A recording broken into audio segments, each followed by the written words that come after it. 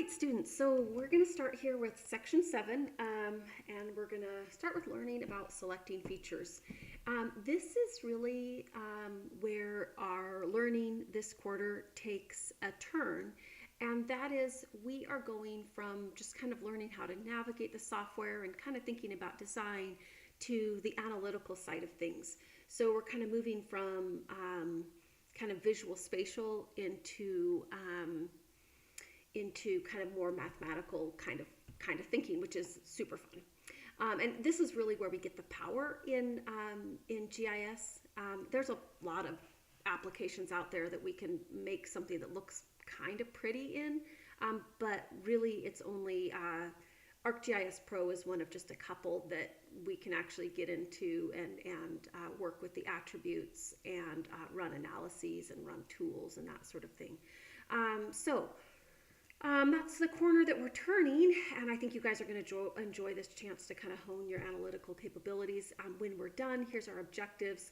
We should be able to select features based on their attributes, based on their location relative to other layers, develop correct syntax to execute an effective query, and then create new layers and new feature classes from those items that we've selected. So we'll start with just a little bit of time in the workbook, and then we're going to get right into the software. Why might you want to select some of the features in a layer? Great question. Selecting features in a map is usually done for one of 3 reasons. Choosing a subset of the entire layer to turn into its own layer or feature class. So let's say you're looking at something like fire hydrants, and you wanted to just select those fire hydrants that would need to be serviced this year. So you would look at an attribute like the date last serviced, and you'd find those ones that were due to, to be flushed and checked out this year. And you turn that into its own layer, and then you could send crews out to deal with those. Or let's say you were looking at spotted owl nests, and you wanted to choose just those nests that had been active within the last 3 years to go and do a recheck survey on. And so you would select those, you'd create a map from those, and you'd send your wildlife techs out into the field to check on those nests. You might want to choose a subset of the entire layer to edit or manipulate with a tool. So if you wanted to add a buffer to only active bald eagle nests or something like that. In general, bald eagles are protected with an 800-meter buffer, half-mile buffer from activities during the nesting season under the Bald and Golden Eagle Protection Act. And so you might want to take just those active bald eagle sites, or just the nests that were, if you had a layer of raptor nests, so you wanted to pick just the bald eagle ones, you could do that, and then you could run a geoprocessing tool called Buffer to pop a buffer on those nests that are bald eagle and are occupied. Similarly, or sometimes you're just investigating data, you're investigating your layer, and you just want to figure out where the features are that have a certain attribute. Maybe you don't really have a plan to do anything with them right now or to create them, but you're just kind of investigating your data, you're exploring it to look for patterns, and so then you could run a select by attribute to find potentially, like maybe you were just curious about where you'd seen marmots within the last 5 years, and so you could run a query based on date if you've got a database of those locations, and then those could pop up, and you might look at kind of, well, how have observations changed over time? You're just exploring things. All right, so here are our options in the selection section of the map tab for selecting. And let's kind of, before we get into the next section, let's go ahead and we are going to make a new project. So we worked with the section 3 demo for sections 3 through 3, 4, and 5, and then we had a separate project that we used for learning about coordinate systems. And now we're going to make another project, and we're going to use this project through demonstrations to the end of the quarter. So I think we'll call it, well, first of all, let's pull up the software. Remember, I don't have the icon because my computer's weird, but here's Pro. Open it up, get to your startup pane, and we're going to start a new project with a map because we know we're going to do something with this. And for some reason, that is cleared. It's not going to my default save place, so One moment while I fix that.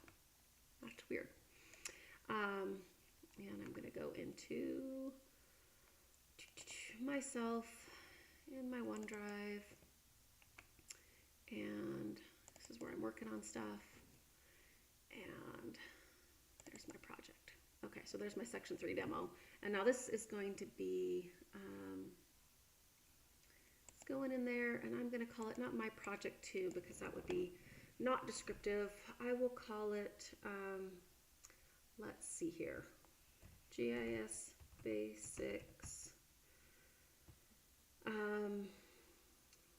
Analysis Demos, because we're basically going to be working on analytical stuff and analysis for the rest of the quarter. So I'm going to call it GIS Basics Analysis Demos. This will be the demo that we use from here forward. And yeah, we do want a new folder to go with that, so we'll hit OK. And we got something here. And first things first, I'm going to keep this relatively tidy. First, let's go ahead and decide what we want in our catalog to be part of the project. So what you notice, of course, just as a review here, is that you'll have a default geodatabase that has the same name as the project, and you'll have a default folder that has the same name as the project. I want to add to this, and this should be in your favorites, but we're going to work a bunch with the county utilities data here. So I'm going to right click. I'm going to add that whole folder to the project. We might end up adding some other things to this, but right now, especially today for this particular demonstration, we're going to work with the county utilities data. So I added that from my favorites.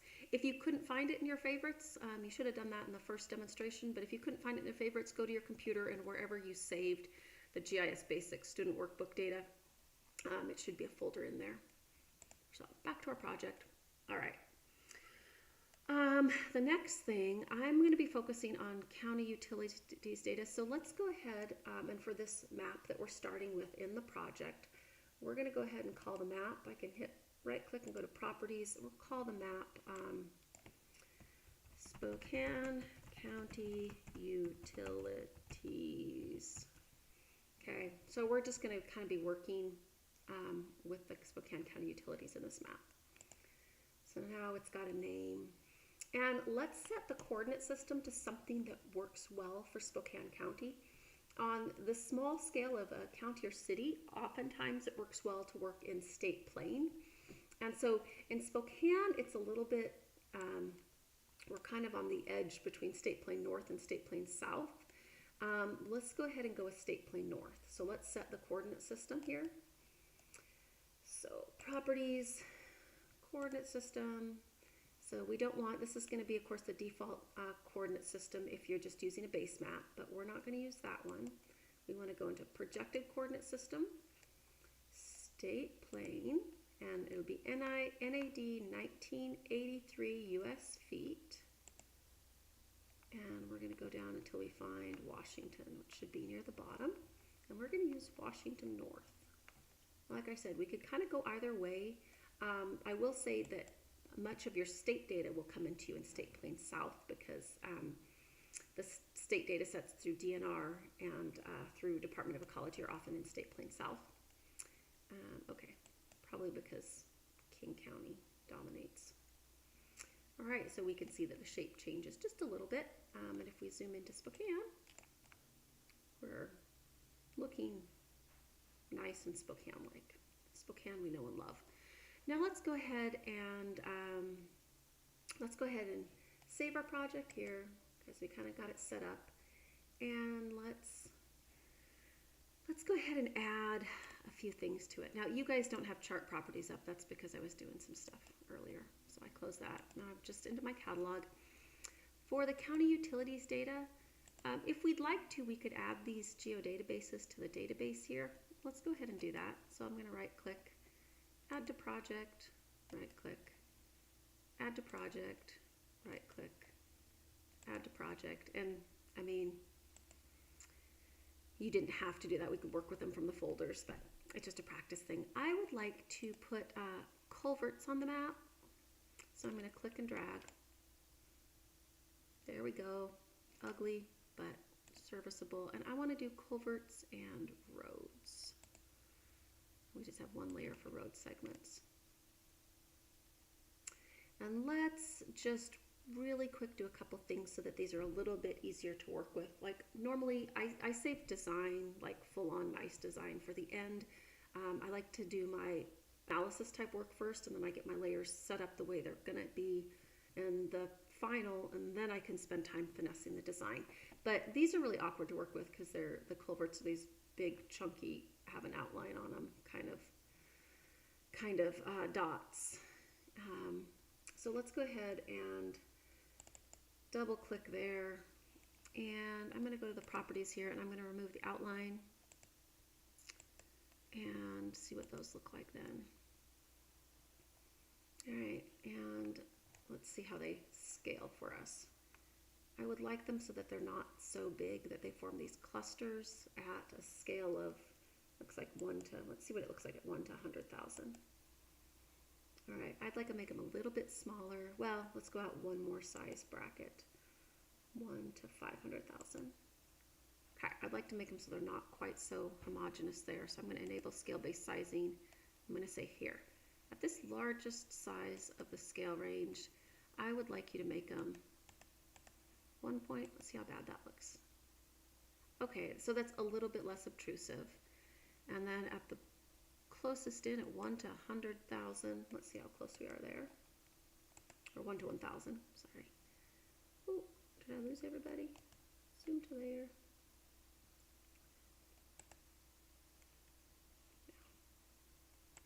This is 5,000. Okay, that's getting us very close. Oh, and we're right in this middle of the city, so this is county data, so let's move ourselves out to the county here.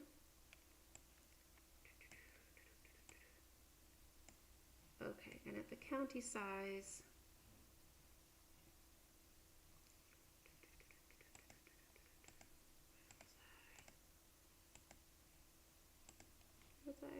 double click, there we go.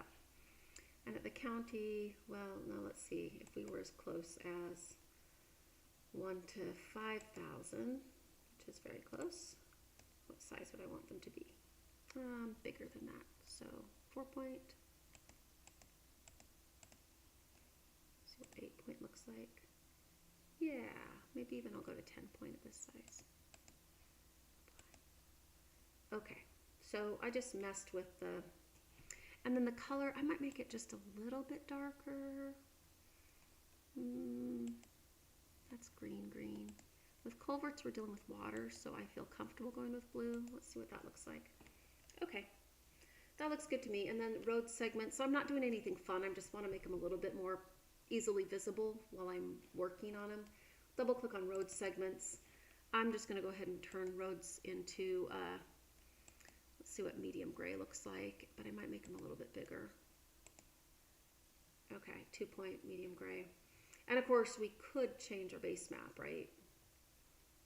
Okay, but if I zoom way out, all right. If I zoom way out here, culverts are okay, I guess. We got 10 point there, 1 point there. I guess that is what 1 point is out there. Okay. All right, so call it good enough for now. So now let's go ahead and talk about what we're going to select. So the first thing we're going to learn about is characteristics of your features are also known as attributes. That's why we have the attributes table. So attributes is same as like characteristics, but whenever we work with a feature class, we want to spend some time becoming familiar with the attributes table, because that's going to show us what's going to be meaningful to symbolize on. So let's take a look at the attributes table for our culverts and our roads, because we're going to be working with those today. So I'm going to right click here, and I'm going to open the attributes table, and I'm going to pin my symbology tab over there. All right, so for culverts, we've got an object ID, yeah. We also have a culvert ID, crossing assessment. What I want you to notice is A lot of these say null, and this is actual data from the county. And for those of you who are working in water science, this is absolutely the kind of data that you may be working in as you, as you work with a municipality to make sure that the waters are protected and that water service is provided, and that the natural world is protected from our effluent and whatnot. But what you'll notice is these nulls just mean like they collected, the county folks collected the data, and they didn't necessarily get all the data for all of the culverts. So we'll have things like null here. GPS correction type. GPS date, so it's the date that somebody probably paid minimum wage, went around and collected the location for each of these culverts as they drove along, walked the roads. We've got a latitude and a longitude. We've got comments here, so the technician may have something approach buried, cross pipe buried, and so the county knows where to focus their maintenance efforts. Cross temp, I believe that maybe means temperature. Assess temp, or maybe temporary.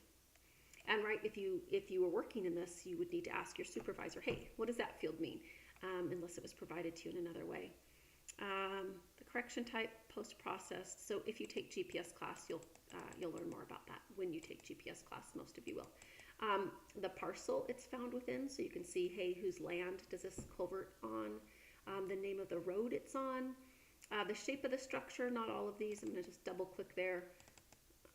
Yeah, so we have kind of different types of culvert, and not all of them have information. Some of them do. The structure material. I don't know what pre-treat. I'm not sure what that one means. Whether it's a private or public road, because sometimes driveways have culverts. Outfalls, the culvert size. I believe that's a size in inches. And that would kind of make sense if we've got a 48-inch, that's a huge culvert, and that's an arch culvert in corrugated steel. Yeah, on Wall Street. Okay. And then facility ID, I think that's something for in-house. Inspection cycle, culvert shape again. Then we've got depth to cover, so when the culvert is underground covered. The culvert length, the road skew, the road type. And of course, not all of these, a lot of the culverts have null, the data hasn't been collected. Then we've got information about the road and the culvert, kind of that would be part of an inspection. And the numbers are going to be coded for something that the county knows about, but that I don't. I'm not sure what debris vegetation, what a 5 means versus a 7, but they've got a system for evaluating culverts. Whether things have been overtopped, whether it's got a perched outlet, and that means that the outlet of the culvert sits above the stream bed, so that like if a fish was trying to get from the stream into the culvert, it would be more difficult for it to do that, or impossible, because it makes like a little waterfall. Scouring, that's whether the stream is running and eating out the gravel underneath the culvert, digging it out. Then we've got your bankful width for the stream that the culvert is servicing. The diameter again, the span, downslope channel, upslope channel, rise, underdrive, fish bearing. Many moons ago, when I was 19, I did culvert surveys up on forest roads in Alaska for like 2 days before they needed me on the wildlife crew. And yeah, there's a lot of information to collect. And those of you, especially, you'll be taking leveling. And in some of your other water classes, if you're a water science student, you'll learn about how these things are done, how we measure and assess the physical condition of a stream, and that can include culverts as well. Okay, and then whether it's fish bearing. So some of these are, and some of them we just don't have the data, so they're null. Okay, so we just got ourselves comfortable with that attribute table. Let's open up the attribute table for road segments. Let's see, attribute table. Let's look at these again. Okay, got our object ID, road log ID, road number, road name. And so these are segments of roads. And so you can see we've got a bunch of Euclids. And if we were to highlight like all of those, so if you hit the, actually, we're learning about selection. If you hit the little number in gray next to a feature, it'll select it on the map. So I'm just going to select these for Euclid Road here. Come on. Shift. Okay, So I just held down shift to collect those. And now if I go to my map, I can see, here's Euclid Road up here, segments of Euclid Road. And there, that must be where it's named Euclid Road. And maybe there's some other ones further down that were just spelled wrong or something. Anyway. Okay, so I'm going to clear that selection. Our selection actions are taken from the map tab and the selection section here. Clear will clear everything. I don't know about you, but to me, that looks like the shape of Idaho. And so sometimes I call this the anti-Idaho button. Idaho's like my favorite state, but I'll call it, I used to call this the anti-Idaho button. It's the clear button, it clears your selection. And then we've got the Idaho button to select. All right, so we were looking at the attributes here. So we've got the name of the road, we've got the milepost where it begins, where this segment, kind of the milepost measurements where that segment is defined. And then we've got the description of this road segment. And obviously, like you think about the county that's doing maintenance on roads, they've got to, have a pretty good beat on like, okay, which segment is what, so they can order repairs or resurfacing or whatever for a particular segment of road. We've got the length of each segment. Notice many of them are kind of relatively small segments of a quarter mile or less. The jurisdiction should be county on all of these. Double click. Oh, some of them are city or municipal as well. Okay, interesting. And then we've got the purpose of the road. So whether it's urban local access, urban minor arterial, that kind of thing. If it's a truck route, it's on there. So it looks like these are not truck routes, many of them, but some of them are. Whether it's a primitive road or not. So a primitive road is the kind that they don't really maintain, especially in the winter. How many lanes of traffic it supports. The surface of the road, so we've got some bituminous concrete sheet asphalt, rock asphalt, Portland cement, gravel or stone surfaced, that sort of thing. The through lane surface, I don't know what ACP means. I'm thinking maybe asphalt, concrete pavement, but I don't know for sure. You'd have to ask someone at the county about that, unless the metadata are really thorough and give you blow by blow of what each of the attributes mean. ADT source, ADT year. Not exactly sure what that means. Maybe the last time it was paved. I'm just guessing.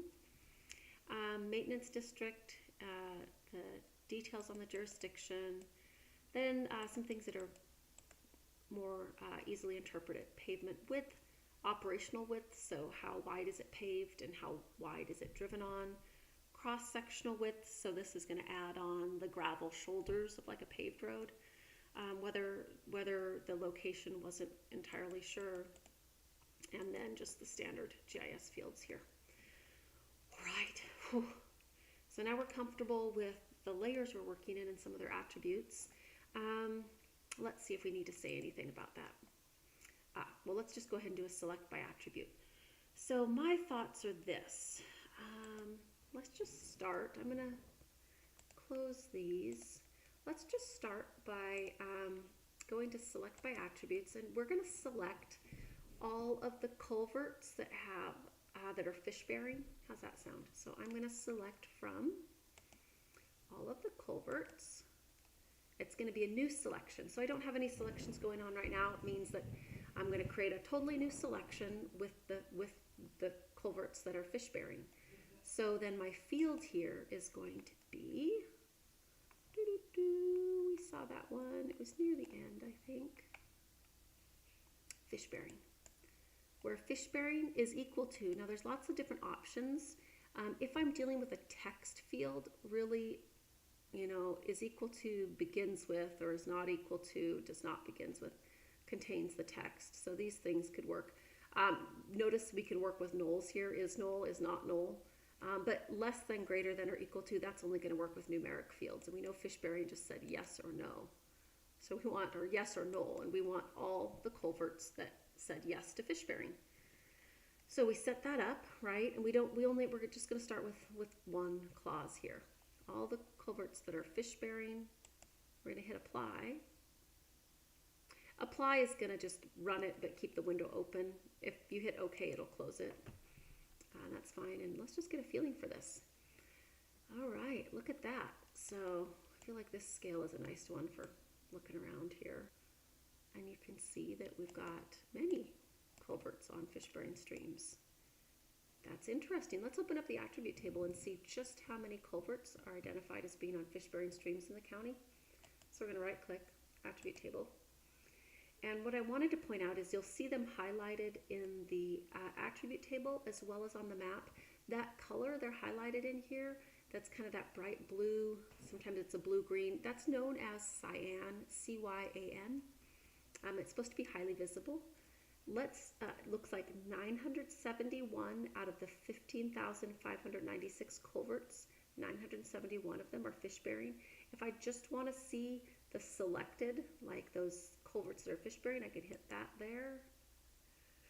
And now in my table, this is only showing my fish-bearing culverts. I can go back here to see the whole table. Okay, so this will just show that 971, and this will show all of them. All right, so that's kind of fun. You learned something. There's our fish-bearing culverts. Now let's go one step farther. Let's go back to our select by attributes, and let's add to this expression. We're going to add a clause, and we want culverts that are fish-bearing, so that's equal to yes, and we also want them that are fish-bearing and that their culvert shape. Well, let's actually do something numeric. So let's look at our culvert diameter.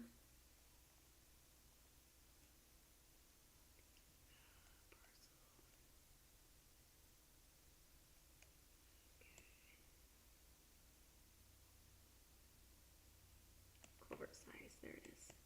So I want fish-bearing culverts that are big. So our options, culvert size is equal to, let's see what our options are over here. They'll have the sizes here. Okay, so this is a nice way to just kind of get a rundown of digest of what your data are. So the sizes we had for culverts range from 0, which is suspect, 4 inches all the way up to 180 inches. I feel like looking at culverts that are 2 feet or larger would be interesting. So I'm going to say is greater than or equal to, and then let's see, we've got a 34, 28, 24 inches. So culverts that are 2 feet or larger in diameter and are fish bearing. Let's go ahead and hit OK. And this is going to be, well, let's see here. Clear the current selection. Oh, whoops. Let's clear our selection first. I just don't want to worry about adding it to the current one. So I'm going to select that all again. So select by culverts, and I want a new selection, and this time I want it to be fish bearing, yes, and a culvert size greater than or equal to 24 inches. So I'm going to hit OK to get those. And let's see what that looks like. Oh, so our big fish-bearing culverts are really kind of mostly east of town, east and northeast. We don't have a lot that are headed out towards Cheney. Let's go ahead and take a look at the attribute table to see how many we had. Before fish-bearing, we had 940. Now fish-bearing that are 2 feet or larger in diameter is going to be just 74. If you understand the topography of Spokane, this is going to make some sense to you. So where you're going to have higher volumes of water, you're going to need a larger culvert. And we know that we've got kind of a steeper area through here. This is Spokane, Liberty Lake. This is the steep hills near Tower Mountain, near and on Tower Mountain over here.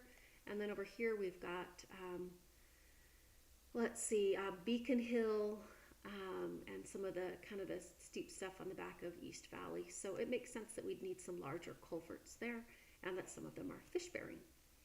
So was that fun? All right. I'm going to pause for just a minute, or actually let's take us to the workbook for just a minute. So what do we want to say about select by attributes? We choose characteristics at one or more fields to select on. Set up an expression. It's in select by attributes pane. Yeah, that sort of thing. We just did that, right? So there it is. This is something that, let's see, this figure kind of showed what was set up here that I was looking at. Let's see what this is here. Where surface is equal to unimproved and operational width is less than 14 feet. So that's looking at unimproved roads that are pretty darn narrow. So that's interesting, huh? So how do I know whether to use and or in my expression? So if I were to pull up my expression here, I used and. One thing that can help you is you're going to use, you cannot use and if you're, it doesn't make sense to use and it won't work if you're using the same field in both the expressions. So if I wanted to find culverts that were fish bearing, yes, or fish bearing null, I wouldn't use and, I would use or. A better example might be, let's see if I looked at culvert size here. So culvert size. Let's say I wanted to have culverts that were kind of the bigger sizes. So either 12, which is just a foot culvert, that's going to be a lot of them. 12, I wanted to get all the culverts that were a foot in diameter and all the culverts that were 24 inches in diameter. A lot of folks would say, oh, well, if I want both of those classifications of culverts, I'm going to use and because I want both of them. But here's how the query works. You're telling GIS, okay, I want you to select features GIS where the culvert size is equal to 12 and the culvert size is equal to 24. So it's looking for one single culvert that is both 12 and 24. So if that helps you to think that the query is looking for one single culvert. So if it's looking for one that's 12 and 24, it's not going to work, right? So if I hit apply, oh, I already have things selected. Let me clear the selection here. Now if I hit apply here, so records to be processed are 0. It didn't find any because no culvert is both 12 inches and 24 inches. So if you think it's asking, is one culvert equal to 12 and 24? But if I say, I want culverts where culvert size is equal to 12 or culvert size is equal to 24, I'll take either of those. Now when you hit apply, you get over 1,200 culverts because lots of culverts are going to be those sizes. See, especially close to town. Interesting. All right. So when do we use or? Or actually, if you're selecting on the same field and you want, you're almost always going to use or. So anytime you've got culvert size here, culvert size here. So if you've got the same field here, the same attribute, you're going to use or. You will use and when you're looking at different features. So let's say we want 12-inch culverts and the year is equal to 2000. I was going to say 2010, but they don't have any 2010. And the year was equal to 2000. So if I clear my other attributes, I can go ahead and apply this.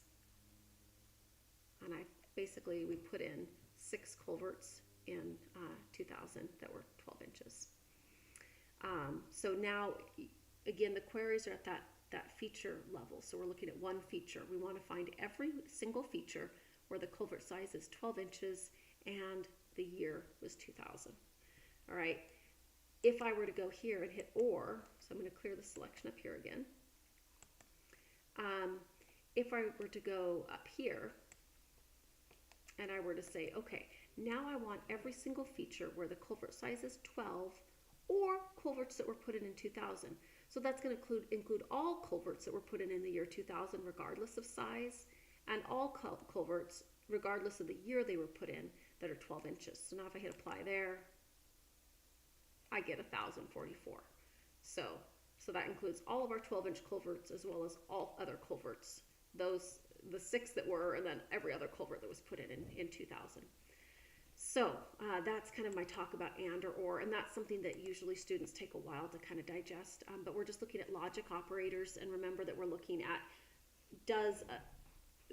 whether one single feature satisfies those criteria. So if it's impossible for one single feature to satisfy that criteria, you're going to get a 0. So it is impossible for one single culvert to be both 12 inches and 24 inches. So think about it at the individual feature level when you set up a query. All right, I think that's a good spot for us to stop for now.